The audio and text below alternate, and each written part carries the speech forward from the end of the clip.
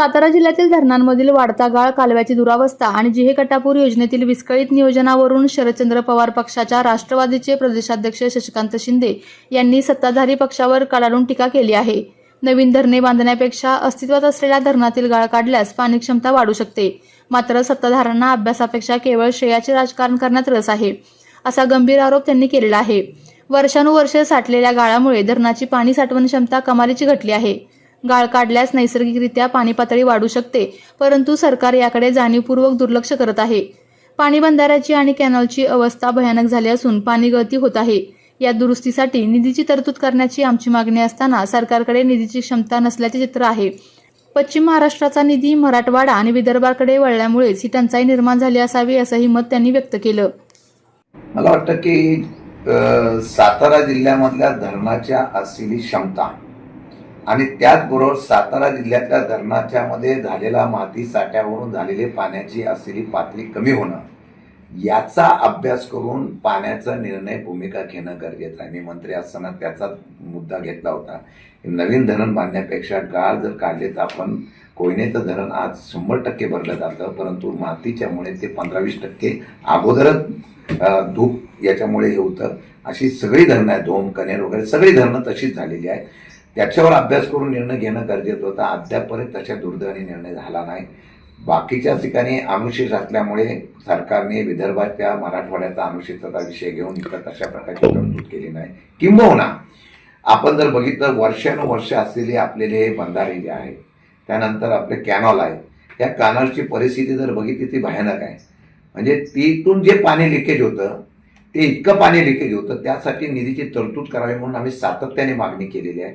पण निधी अभावी किंबहुना या सरकारच्या मध्ये निधीची क्षमता नाही, किंबहुना मराठवाडा विदर्भामध्ये फार मोठ्या प्रमाणामध्ये हा निधीचं वळणा झाल्यामुळे या कृष्णापुरेला फार निधी कमी पडलेला आहे, असं माझं मत आहे. मला वाटतं की या सर्व गोष्टीतून काही धरणाच्या मध्ये लाभ क्षेत्रातलं क्षेत्र वाढावं याच्या संदर्भातली मागणी आम्ही केली होती. तशी जिहे-कटापूरच्या बाबतीमधला पुशेगावचा पट्टा असेल किंवा खटावचा पट्टा असेल, तो वरती करण्याचा प्रयत्न आम्ही केला. आता त्याचा सत्ता बदलल्यानंतर काही लोकांनी त्याचा सत्तेचा उपयोग करताना आम्हीच केला असा गौरव केला. दोन प्रश्न इथं उभे राहतात. काल तुम्हाला कोणतरी म्हणालं की असं सांगितलं जातं की शिंदे साहेबच वरती पाणी सोडायला विरोध करतात.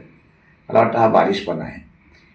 एखाद्या लोकप्रतिनिधीने आपलं अपयश दुसऱ्यांच्या नावावर टाकण्याचा केलेला हा बालिशपणा आहे.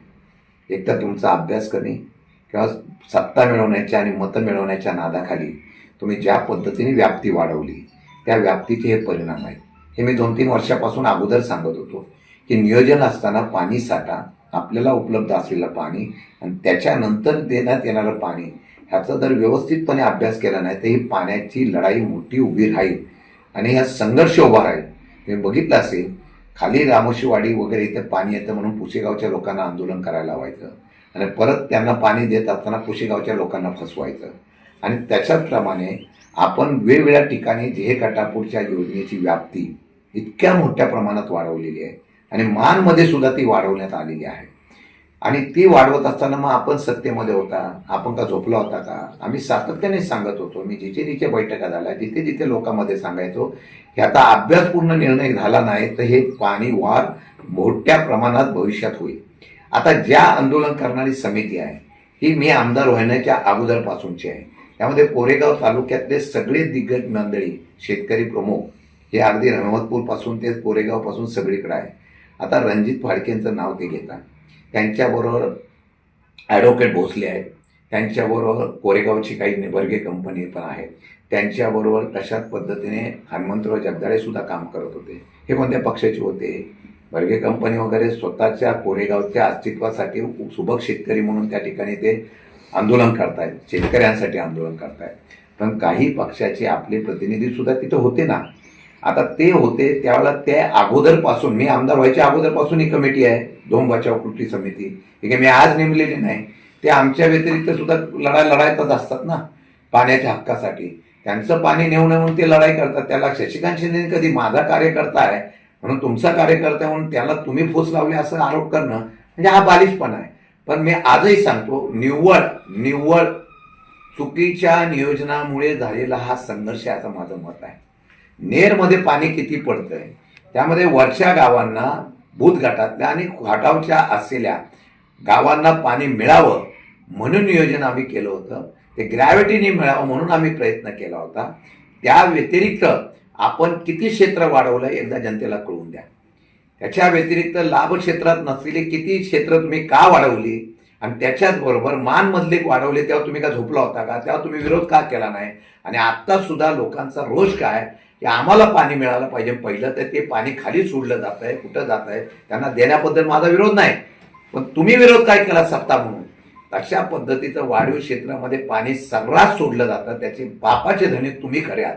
आणि म्हणून लोकांना हे कळून आलेलं आहे की फक्त मतं मिळवण्यासाठी तुला पाणी देतो, तुला पाणी देतो, तुला पाणी देतो म्हणून या पद्धतीने केल्याने मला आश्चर्य वाटतं. म्हणजे सरकारच्या दबावाखाली अधिकारी किती गलतनात काम करताय. म्हणजे 20 वर्ष पाणी साठा पिण्याच्यासाठी राखीव केलेला कोटा सुद्धा कमी केला जातो का, तर पाणी पिण्याला वापरायलाची गरज नाही म्हणून ते पाणी वाढवून दुसरीकडे शेतीसाठी दिलं जातं. आणि गावठाण क्षेत्र वाढलं, किती वाढलं, गावठाण क्षेत्र वाढलं म्हणून ते पाणी आता शिल्लक राहत आहे. म्हणजे हा मूर्खाच्या बाजारामधला झालेला निर्णय फक्त निवडणुकीचा बाजार करण्यासाठी, लोकांना फसवण्यासाठी क्षेत्राचं सर्वेक्षण केलं गेलं. ते ओलिताखाली आणण्याचा निर्णय घेतला. तो ओलिताखाली आणताना शिल्लक पाणी कुठलं राहिलं हे दाखवण्याचा प्रकार केलेला हा बालिशपणा आहे. आणि याचे फळ आज नाही, आम्ही 2-3 वर्षापासून ओरडत होतो, आम्हाला तुम्ही त्यावेळेला विरोध करत होता, आज नाही.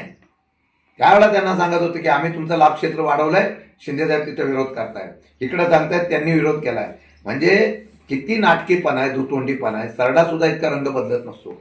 आज तुम्ही सांगताय, माझं म्हणणं आहे तुम्ही पाप केलेलं आहे.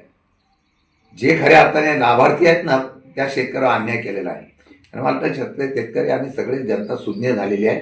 याच्या विरोधात आम्ही आवाज उठवणार, मुद्देसूद उतरणार, नियमाने उचलणार. आपल्या तालुक्यातील जिल्ह्यातील बातम्या सर्वप्रथम पाहण्यासाठी आजच सातारा न्यूजला YouTube चॅनलवर सबस्क्राईब करा, लाईक करा, शेअर करा आणि बेल आयकॉन प्रेस करायला विसरू नका.